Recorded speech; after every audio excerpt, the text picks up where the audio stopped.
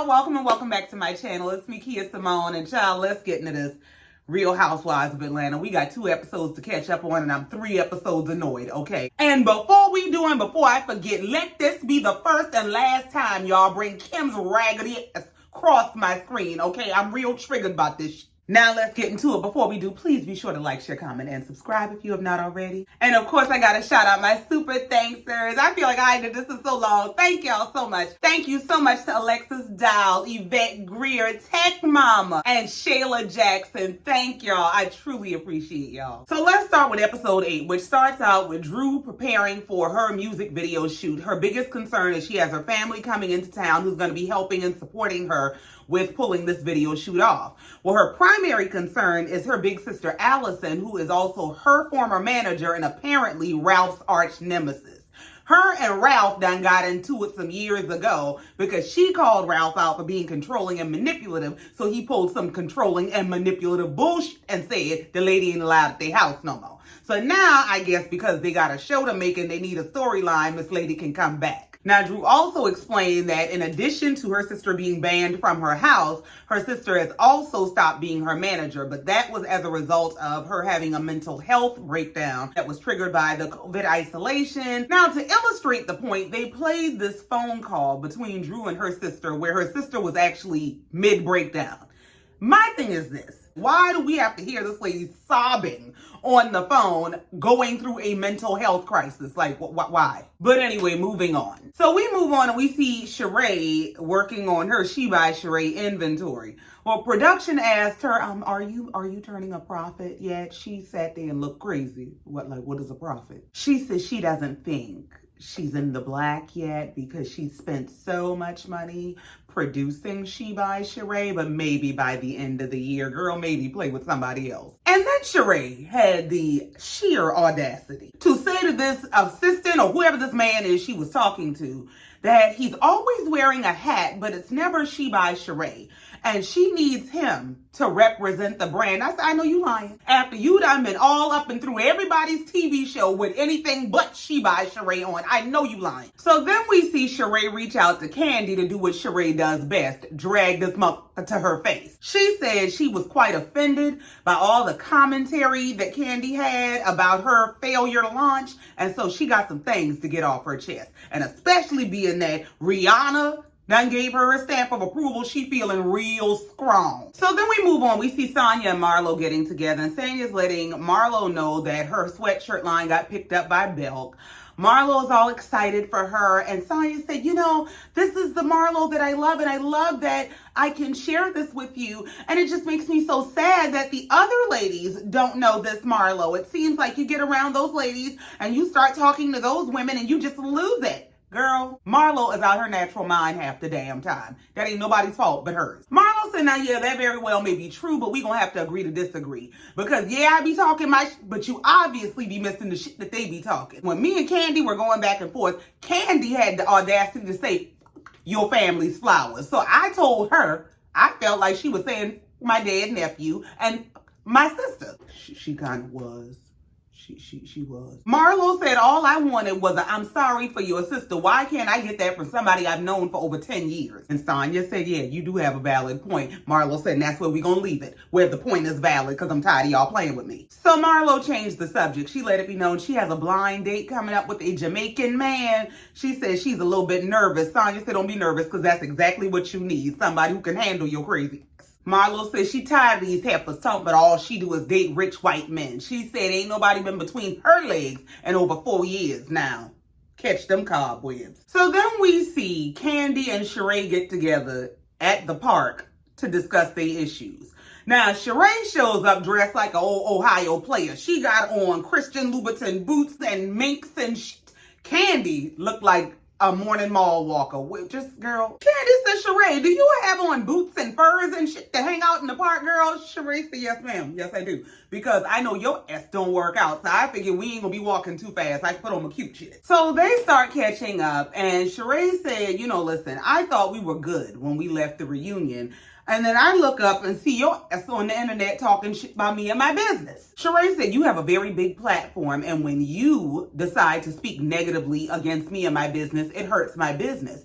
And I feel like I've always been supportive of you and all your ventures. I've supported your store, your restaurants. Kandi said, yes, you've been very supportive, and I feel like I've been supportive as well. For you to say out of your mouth, yes, you have been supportive, and I feel like I've been supportive too, knowing all you did was drag this lady's business across the internet, is the height of bullshit. So Kandi starts doing this intentionally obtuse bullshit about, I don't understand how I shaded your business. Sheree said, well, for one, you was running around talking about my website didn't crash, and I actually have receipts where I can prove to you that the website did crash. So Kandi starts to go into her bullshit about, but when we went on the site at first, Sheree said, let me ask you something. Have you bought anything yet? Kandi is looking around looking dumb, but is it on the site yet? Sheree said it's been on the site for 2 months. So, and of course, that's the bone that Kandi is holding on to. She's in the confessional talking about, no, I haven't purchased anything because when I tried to purchase stuff, the website wasn't working. Sheree said, let's be clear. You don't come to me for music advice, and I for damn sure ain't coming to your mall walking ass for fashion advice. So Sheree starts explaining to her how the whole fashion industry works, and she says everything that you see in my fashion show is not going to be on my site at the point of launch because things are released in drops. She said, now all you had to do was come to me and ask me, and I'd have happily explained that to you rather than you creating these false narratives that you round here spreading. So Kandi starts saying how it was everybody else that put this narrative out there. She ain't had nothing to do with it, and I feel like you mad at me for what other people had to say. No, what she's saying is, even if the whole world was saying this about me, you and me were supposed to be better than that. We were supposed to have more of a friendship, more history, more of a relationship than for you to take your ass on the internet trying to get a couple clicks and views talking about me. Sheree said, here's the thing, since you think you cute. You talking all this about my failure to launch. But see, I didn't drag you all across the internet when you was failing health inspections. Kandi said, but the thing is, I went back and passed it. That's the difference. Did you pass? No. You don't get to be some back alley soup kitchen failing health inspections while you selling people food. And then, we went back and passed it. Kandi said, you didn't even get your site up. Sheree said, my site has been up for 2 months. Kandi said, yeah, with that stuff from She by Shein. Sheree said, no ma'am, it's She by Sheree, not She by Shein. Shein catching charges and shit. They got RICO cases. They out here fighting kingpin charges. I ain't got time for that bullshit. I ain't got nothing to do with that. So Sheree got in that ass. Sheree said, hold on, Kandi. Do you remember when I brought 12 people to your restaurant and we couldn't get food for 3 hours? And then when they did bring the food out, they didn't have half we ordered. And I never got my ass on the internet, the TV, the radio, the no damn where, and dragged you and your sorry ex restaurant. Yeah, and I've heard a lot more negative reviews than positive ones. So yeah, Kandi, you might want to pipe down. Sheree said, I bought clothes from that store of yours. Washed them one time and they ain't no more good. Kandi said, yeah, but at least you could get them. Girl, could you get quality? Sheree said, yeah, but they're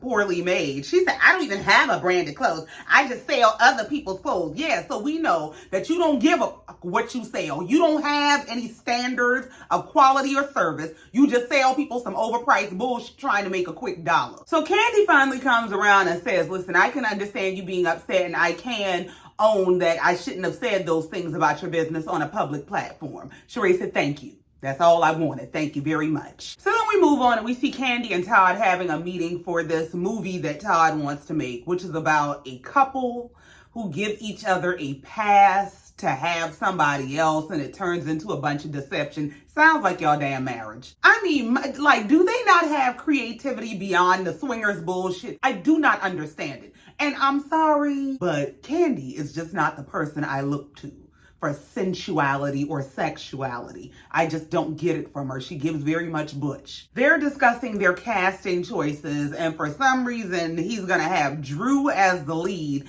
He wants Kandi to be some seductress that I guess is supposed to be turning Drew out, but she don't want to take that role because it's gonna be awkward to play opposite Drew, and she doesn't want to be typecast as the lady that be turning people out. Girl, Todd said in the confessional, art imitates life. Child, cause quit playing in our face. So we move on and we see Drew shooting her music video. All of the ladies show up to participate and support her except Sheree and Kandi. And it ain't because they're in the park arguing. Sheree apparently had an interview scheduled. Kandi told Drew she was coming to support her and just didn't show up. Kenya said in the confessional, yeah, this was real cute, but it's also giving low-budget Beyonce blow video vibes. That girl just tried. And the song is also giving stole it from Big Frida, but you know, you ain't heard that from me. Now, I guess since everybody's getting along, they're all excited for Drew, this was the perfect moment for Drew's husband and Drew's sister to work through their issues. Her sister is just very happy for her that she's actually performing and doing the things that she wants to do. And she and Ralph have a moment where they hug and make up. But we know Ralph is fake and full of shit. So we move on and we see that one other person was not at the video shoot, Marlo. And that ain't because they beefing. It's because she got a date. Or it might be because they beefing because Marlo is on the way to her date and she is calling people, harassing their nerves, trying to relax her own nerves. And she calls Sonya. Sonya said, yeah, girl, I was at Drew's video shoot. She said, what you mean you was at Drew's video shoot? Because ain't nobody invited me to shit. Marlo kills me with this shit. Marlo will go full on New Jack City beef with somebody and then be shocked that they don't invite her to shit. So Marlo said, well, let me call Drew because, you know, I'm trying to figure out why I didn't get invited. She said, I'm going to call her and tell her I'm going on a blind date. You know, she's so fake. She going to probably fall out. I said, now, this is the bullshit, Marlo. This is the bullshit we be talking about. How is you talking cash about somebody about to call them and try to pretend to be their friend in the middle of a beef y'all got? Girl, go to hell. Well, between the two of them, it seems like Marlo is the fake one. Drew said, hey, girl, how you doing? What's going on? She said, well, what you got going on? She said, I'm shooting my video. I'm surprised you calling me. So Marlo starts trying to tell Drew about her blind date that she's on her way to. Drew said, hold on, because you ain't going to just call me and talk to me like you and cursing myself the other day. She said, I need to understand where all that energy you had for me came from. Where did all the smoke come from? Because now you just calling me talking like wasn't no smoke in the air and I'm going to need an apology or something. You know Marlo don't give a damn. Marlo said, well, I'm sorry, baby, shit. Drew said, listen, if we going to be friends, we have to be able to actually communicate. Like if you got a problem with me, you need to be able to come to me and say, I got a problem with you. Marlo said, yeah, I mean, that's true. I agree with all that. But honestly, I didn't even know you were that upset because, I mean, I'm from Florida, girl. We call everybody. She said, I mean, I'm from Florida. You from Chicago. I thought you would understand, but I guess Florida's a little rougher. Drew said that may be well and true, but not with that energy. You're not going to tell me that the energy you came with is just, oh, that's how we get down. Like, that's not friendly fire. So as Drew is continuing to explain herself and where she's coming from, Marlo just snapped mid-conversation. She just hung up on the bitch. I ain't got time. Next thing you know, Marlo is dragging this by her edges. I said, what the hell, Marlo? She just was on the phone talking about, oh, Drew, you look so gorgeous. Soon as she hangs up, you've been around here ugly than a motherfucker all this time. Your wig's been bad. Your wig buckling on the phone now. You're shaped like a square, you old bad body bitch. I said, not to be shaped like a box Chevy. Girl. She said, your man don't even want you. He around here looking at all these voluptuous bodies. I said, if you don't get a dictionary before you go trying to drag people, she said, is that the word? The driver said, no, it's voluptuous. So they pull up to the destination for Marlo's date, and she is offended that this is in a strip mall. I know I ain't got dressed up and paid people to glue my wig down for this shit. Well, inside was a fine-ass man in his own restaurant. Girl, you sit down and act like you got some damn sense. Now, this man is a Jamaican. He's also 39 years old, which is a little young for Marlo. She said, but they ain't too damn young. I'm going to take him for a spin around the block. He play with me. He also has 3 children. He has a teenager, and then he got 2 kids under 2. Now that was gonna be a problem for me. Marlo asked the same shit I want to know. She said, are y'all still together? He said, no, not at all. She said, you sure? Because you got a 1 and a 2-year-old. What the hell you mean y'all ain't together? Why? Marlo said in the confessional that she always had a rule that she didn't care to date men who had children under 5, but this man fine, so she might make an exception to her rule. Well, they talking and laughing and eating their food and having a good time, but Marlo knew the stars were aligned when they bonded over their convictions. They have both been to jail. She said, this is some meant to be shit. Girl, that leads us into this week's episode, which starts out with Sheree doing some sort of acupuncture for her fibroids.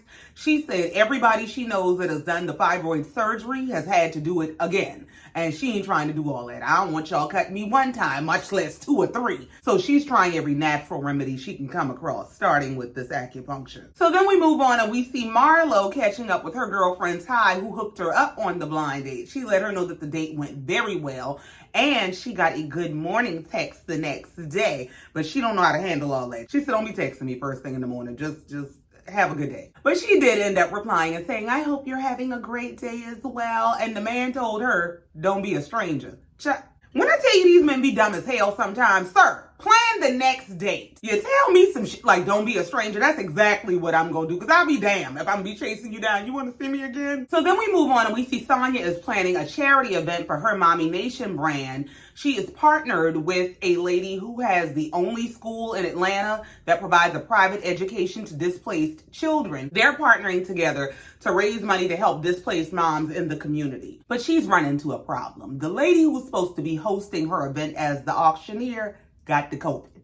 So she's not going to be able to make it. They got to find a replacement. Who does she call but Kenya? Kenya said, look here, this is about the second time you done tried to book me without going through my agent. You gonna quit all this. I got the hookup, holla if you hear me bullshit. Meanwhile, Kenya is across town shooting a commercial for this Kenya Moore hair care. Is she selling this anywhere? Because all I see is her making commercials and ads and all kind of shit on this show, and I ain't never seen it in a store a day in my life. Here's my thing. Why is Kenya always promoting a hair care line in a wig? Kenya said she was so disappointed that she didn't get to perform at the Magic City Classic. So she decided to take the choreography that Monyetta already put together for her and make a damn commercial, girl. Now, the cutest part was she did get some mommy and me shots with Brooklyn, and Brooklyn is adorable. So then we see Monyetta off to the side texting Roy, the guy Kenya is supposedly dating, and she's asking, are you still coming? He messages, I'm almost there. And then he shows up with these hands full of food from his restaurant. Now, it was cute and all that, but it gave very much paid appearance. Kenya is in the confessional trying to sell us some bullshit about Roy. It's just really hard to pin down because he's the founder of this restaurant that has multiple locations. And so for him to show up today, it means a lot, girl. Damn it. What you like that? I'm sorry. He just does not come across like he fucking with her like that. So he's standing around just as confused. She tried to show him she got real big business going on about this is my production. Monyetta's the choreographer. He said, yeah, I like this. You like what? The green screen? He asked, so what is this shoot for? What exactly is going on here? She starts with, it's for my Kenya Moore hair care line. And, you know, I have this really famous chant that people do everywhere I go. So that's what we're doing, girl. The delusions of grandeur. That man dropped that damn food off like DoorDash and slid right on out the door. So we move on to Drew's house where she's bonding with her mom and her sister. And her sister is encouraging her to always prioritize her self-care. She said because over all the years of her career, she's never really taken a break. And come to find out, Miss Lady has quite the illustrious career. This lady was a TV writer on Amen, Martin, Rock. She ran a company for Wesley Snipes. She worked for Johnny Carson Productions. Like, this lady's a big deal. So they start talking about how Drew is handling her management now that her sister is not managing her. And she said she is handling her management. That's exactly what's going on. She ain't got no manager. She doing everything her damn self. And so her sister starts to get into the details of the mental health crisis that she went through. She explained that she is a DV survivor, a domestic violence survivor. And she explained that the trauma that she went through left her with a lot of PTSD, and she's going through some transitions. And so she very tearfully expresses to Drew that she's grateful that she is supporting her at this time. And her sister Allison said, you know, we never really just got to be sisters. I was always working. It was always about work. And so we never just got to be sisters. And I really just want to be sisters. And Drew explains in the confessional that her sister is actually 20 years older than her.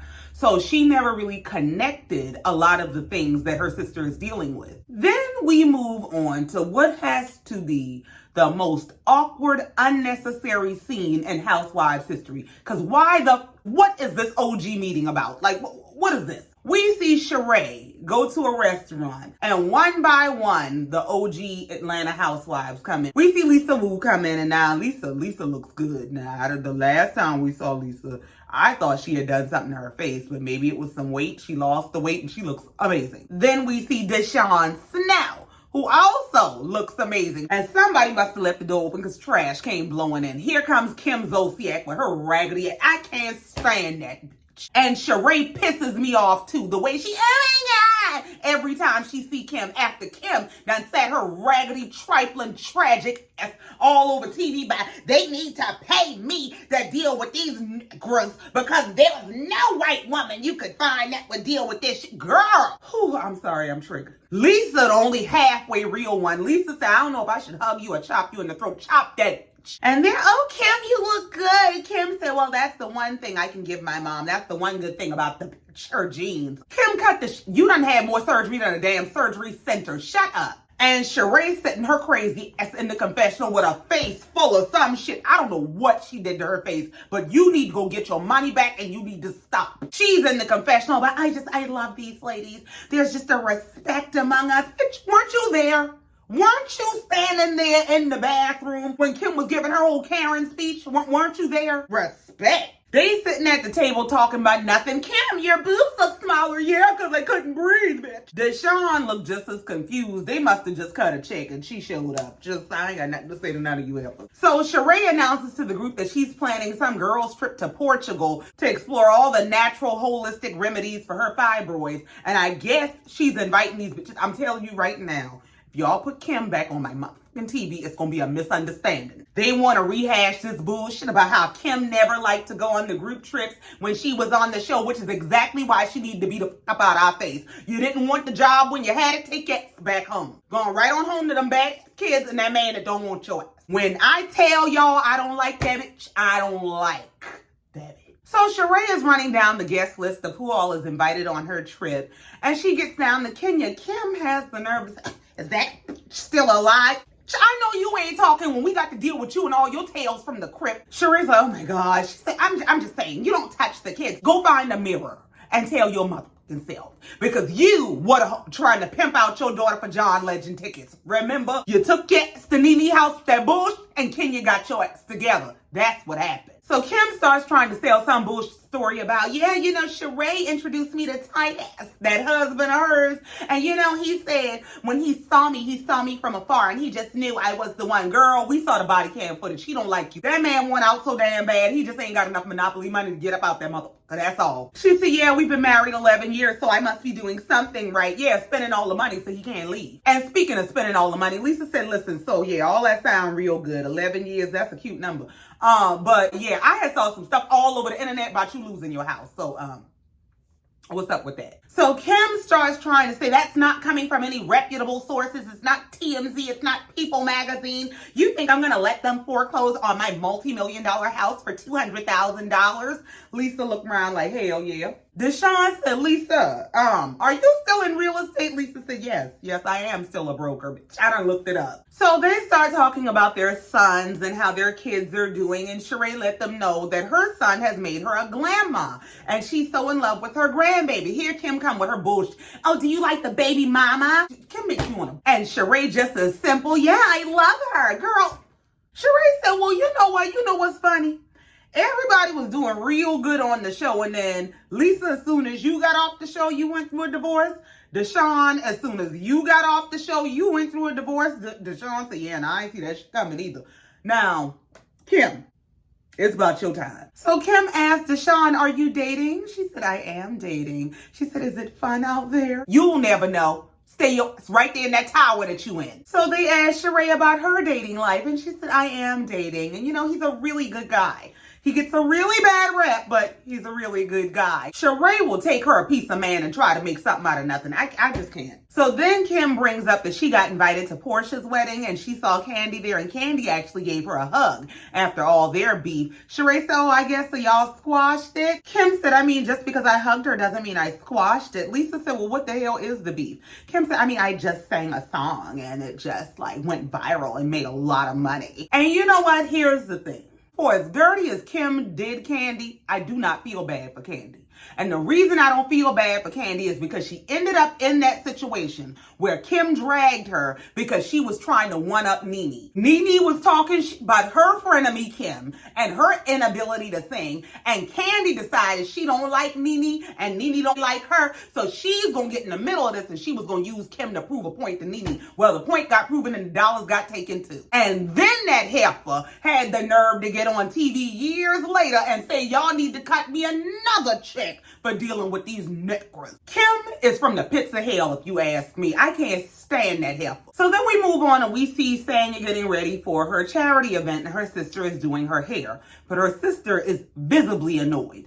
And they're going back and forth about, why didn't you tell me about exactly what the setup was? Sanya is saying to her sister, are you upset that the cameras are here? She said, I thought this was going to be some B-roll stuff. I ain't combed my hair good before I came out this month. And now you got me on TV doing your hair. I don't even know what's going on today. Sanya in the confessional said her sister showed up in a bad mood. But maybe that's her fault because she didn't tell her sister anything about where she needed to be, when she needed to be there.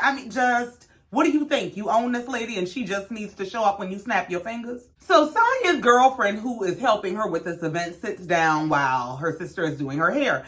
And she starts talking about her damn sister like she ain't standing there and you ain't the reason this lady is pissed off. She said, this whole living together, working together, all this stuff is not working. Her friend said, I think your sister more tired of you than you are of her. Her sister looked like, you damn right. Sanya said, well, the thing is, I warned my family that these 4 days were going to be hectic. Her sister said, listen, warning and being in the thick of it are two different things, especially when you ain't got your shit together. She said, I also think you fail to realize just how many roles I play because I'm more than just your damn hairdresser at your beck and call. She said, in addition to supporting you, I got my own kids and husband to look after. I got your child to look after. And it feels like you're toying with my life when you just don't care about my schedule or making sure that I'm informed. She said, when you have this many moving parts, there are just certain things you can't drop the ball on. Her sister said, so just give me some grace if it seems like I have an attitude because, yeah, I'm frustrated. And Sanya starts crying. So Sanya apologizes to her sister. She said, it's okay. Don't worry about it. I really wasn't expecting you to cry, but I'm not going to stay. In the confessional, her sister Shezi said, it is very triggering to me when she takes me for granted and just assumes that I will always be there. So finally, the brunch is getting underway. We see all the ladies arrive. Marlo comes and tells them all about her date and that her acid reflux behaved, thank God. Kandi had just come in from a concert. She said she drove in to support Sanya's event. So don't y'all never say what kind of good friend she ain't and how she don't support people. So they start the function by giving out awards to some of the moms that are in attendance, to include Sheree, and she has a special guest come to present Sheree's award, her son. Now, Kenya's supposed to be there, but she running so damn late it don't make no sense. She finally shows up looking like the Rose Parade. Just what the hell you got on? Marlo says, you know how in The Wizard of Oz, the house dropped on the witch and the ruby slippers crumpled up? That's what Kenya looks like, and I'll be damned if she lied. So Kenya goes up, and Kenya starts doing her job. And we talking about Kenya and her dress and all that, but Kenya got that money up out them pockets. This was a room full of black ladies with the bag. The goal was to raise $50,000. They raised $78,000. And that brings us to the end of the episode. That's a good way to end, with a pocket full of money to help a whole lot of people. But that's it. That's all. And I ain't got no more. Thank you so much for coming down here, listening to me, and letting me get this off my chest, because I about blew a damn gasket when I saw Kim's ex. So thank you for listening. Please be sure to like, share, comment, and subscribe if you have not already. And in the meantime, until next time, just like every time, I love you and I mean it. Bye.